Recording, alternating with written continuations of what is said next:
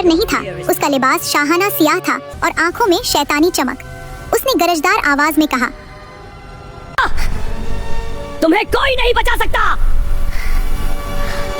जिसने मेरे बाग का फल छुआ, अब वो मेरी मुल्कियत है। मुझे माफ कर दे, मुझे जाने दे, मैं आइंदा कभी यहाँ नहीं आऊंगी, प्लीज। ना ना ना, मैं गलतियाँ माफ नहीं करता, सजा तो तुम्हें मिलेगी। अब तुम बनोगी मेरी रानी। उरूज के पाँव के गिर्द कांटेदार बीलें लिपट गईं और उसे खींचकर सियाह गुलाब महल की तरफ ले गईं। वही महल जो बाहर से खूबसूरत गुलाबी और सियाह था, मगर अंदर से एक खौफनाक कैदखाना। उरूज फातिमा महल के सबसे ऊंचे मीनार के एक कमरे में कैद थी। ये कोई आम कैदखाना नहीं था, बल्कि हसन का पिंजरा था। कमरे की दीवारें सियाह संगे मरमर की थीं, जिन पर गुलाबी हीरे जुड़े हुए थे। फर्श पर मखमल के कालीन बिछे थे, लेकिन उरूज के लिए ये हीरे किसी जंजीर से कम न थे।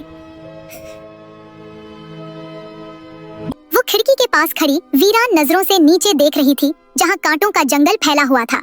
उसकी आंखों से टपकने वाला हर आंसू फर्श पर गिरकर मोती की तरह चमक रहा था। अचानक कमरे का भारी दरवाजा खुला और जालिम सिंह अंदर दाखिल हुआ। उसके हाथों में एक सुर्ख अरूसी जोड़ा था जो सोने की तारों से बना था। वो आहिस्ता कदमों से चलता हुआ उरूज के पास आया और एक दीवाना वार मुस्कुराहट के साथ बोला, क्यों बहाती हुई अनमोल मोती? देखो मैं तुम्हारे लिए क्या लाया हूँ। ये हमारी शादी का जोड़ा है। ये लिबास तुम्हारी खूबसूरती को चार चांद लगा देगा। इस महल की हर चीज तुम्हारी है, बस एक बार, सिर्फ एक बार मुस्कुरा दो। उरूज ने लिबास को हाथ लगाए बगैर उसे जमीन पर गिरा दिया। उसने पलटकर जालिम सिंह की आंखों में देखा। उसकी आवाज कांप रही थी, मगर लहजे में काट थी। सोने की जंजीरें जंजीरें ही हैं जालिम सिंह। तुम मेरे जिस्म को यहाँ कैद कर सकते हो, मगर मेरी रूह को नहीं। तुम जितना मर्जी मुझे कैद रखो, लेकिन मेरा दिल इस घर में ही है जहाँ मेरे भाई मेरा इंतजार कर रहे होंगे। जालिम सिंह का चेहरा गुस्से से सुर्ख हो गया, मगर उसने अपने लहजे को नर्म रखा, जैसे शिकार को दाना डाल रहा हो। भाई, वो 7 निकमे जो खुद पानी का ग्लास उठाकर नहीं पीते, वो तुम्हें बचाने इस मौत के किले तक आएंगे। भूल जाओ उरूज, वो अब तक तुम्हें भूलकर नई मुलाजमा ढूंढ चुके होंगे। बेहतर यही होगा कि तुम राजी खुशी मान जाओ।